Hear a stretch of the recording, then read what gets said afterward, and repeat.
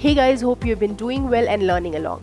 Today through this video, we'll be telling you some of the basic and yet most important terms used in accounting. Let's begin then. So what are we going to be learning today? So we'll be learning all these basic terms which are widely used in accounting and are very much essential for you to understand completely if you really want to establish your career into this domain, which is accounting. Let's get started. So we'll be explaining you all these concepts through a story, and today the character of our story is Miss Kalyani. She is the businesswoman we'll be talking about.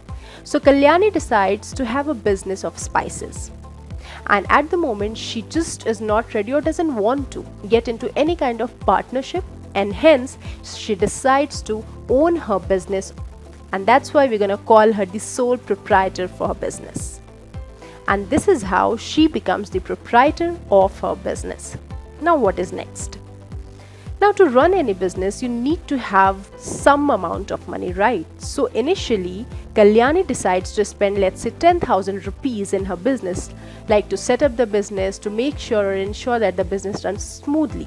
So this initial investment is called capital in accounting terms. Very simple, isn't it? What is next now? So capital is done, and now we'll move ahead and learn what are assets. So Kalyani has got or rather decided the business that she wants to be in, which is the business of spices. Then she's also decided the amount she's gonna spend. Now she needs to have a lot of things to ensure her business runs smoothly, right? These could be like short-term things or long-term investments. So anything which is required to run your business is known as assets. Now this could be land, furniture, fixtures, machinery, of course money.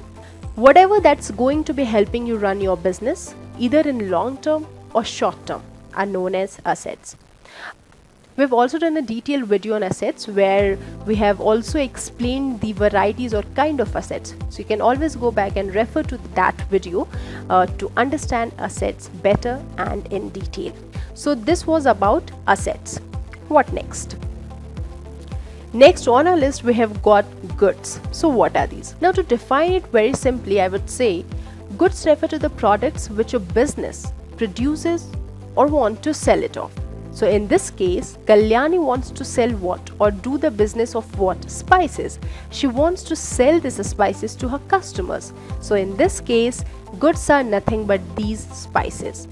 To make you understand better, let's take if a businessman is there who's doing the business into stationeries. So for that businessman, goods will be stationeries. If someone is into the business of furniture, so furniture would become the goods for that business person, because ultimately that product is going to be sold to end user or to the customer. So that is how we define goods. In this case, these are spices. Now next we have got on our list is what we call purchases. Now in order to be able to sell these goods, which are spices, to end user, Kalyani also needs to get this goods from somewhere. She needs to procure it. So she must be procuring it from a wholesaler. So whatever amount she is going to buy from that wholesaler is called purchases. To run the business, she needs goods, and wherever she is going to get the goods from, the amount of the same is called purchases. I hope it's clear. Next, let's understand what is sales. Now, she has got the goods, she has procured it from somewhere, from a source. Now, of course, she needs to get it sold to the end customer, right? She has not bought it to keep it with herself. She is into a business. So whatever amount she is going to be sold to the customers is called nothing but sales. As simple as that. So there are many people who generally get confused between these three terms. I mean, for them, what are goods versus purchases versus sales. So I hope now this is clear. Goods are nothing but the product that a person is doing the business of.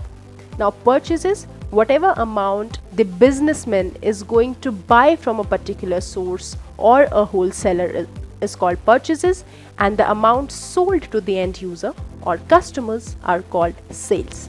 Alright, let's go ahead now.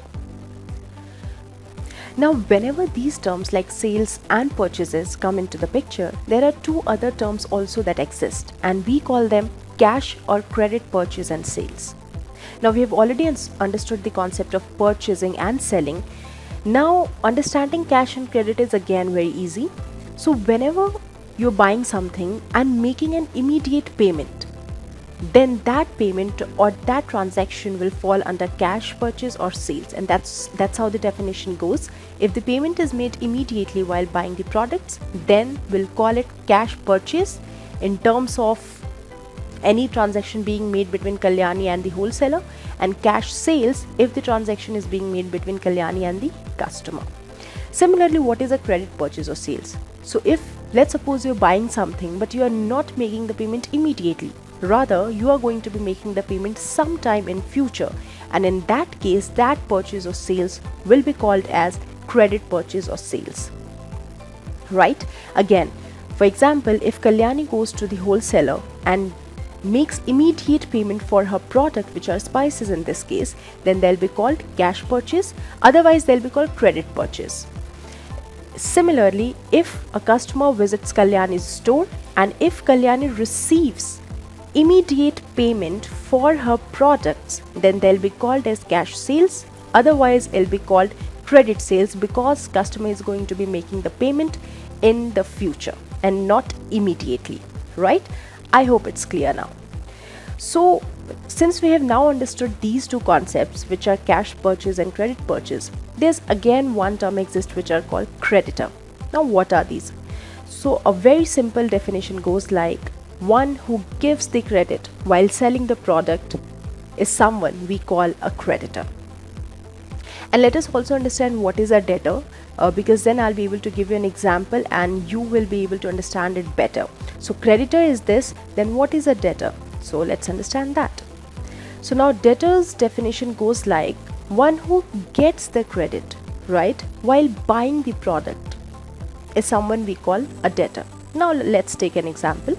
Let's say Kalyani visits the wholesaler, and as we said, if she's not making the payment immediately, I mean she's not purchasing it in cash, then she's asking for credit. Now wholesaler is going to allow her to make the payment in the future. That means wholesaler is giving the credit to Kalyani. In this case, wholesaler becomes the creditor. Why? Because wholesaler is giving the credit. However, Kalyani becomes the debtor because she is receiving or getting the credit. If we take the transaction between Kalyani and her customer, then if the customer is paying or is gonna make the payment sometime in future, that means she is giving the credit to customer, whereas customer is receiving the credit. So in this case, Kalyani becomes the creditor and customer becomes her debtor because customer owes some amount of money to Kalyani. I hope it's clear now. So these are two normal keywords that we have to keep in mind. So creditor, one who gives the credit; debtor, one who gets the credit. Clear? Perfect. So with this, we come to the end of this video, and let us just summarize what all we learned so far. So we understood the concept of proprietor. Here in our story, Miss Kalyani plays the role of the proprietor. Then we also understood the concept of capital, because Kalyani decides to invest almost 10,000 rupees, or let's say 10,000 rupees initially for setting up her business, and that's why this is the concept of capital. And then of course we also learned assets. So everything that's required to run your business smoothly fall under the category of assets, and that we've learned now. And after that we understood goods. So of course goods are nothing but the products a business person has decided to do the business of. In our story, spices are playing the role of goods. Then we understood the concept of purchases. So again, the amount of goods that bought from a source or from, let's say, a wholesaler is what we call purchases, and then the amount of goods sold to customers are called sales. And then we also understood cash purchase sales and credit purchase sales. If the payment is done immediately, that's called cash purchase or sales. If it is done sometime later in the future, then it's called credit purchase or sales. And then we learned the concept of a creditor. One who gives the credit is called as a creditor. And then debtor, a person who receives or rather gets the credit while buying the product, is known as a debtor, right? So I guess this is it. And with this we come to the end of this video. I really hope that you guys have understood these concepts, and these will definitely be helpful for you if you really want to make your career into this domain. So thank you so very much for watching. Tally Education is the only entity authorized to issue certifications on computerized accounting on Tally. We have also come up with online basics of Tally certification during these times. If you want to explore it, please visit our Facebook page, and for any further information, write to us at marketing@tallyeducation.com. Keep exploring, keep learning, and stay safe. Thank you.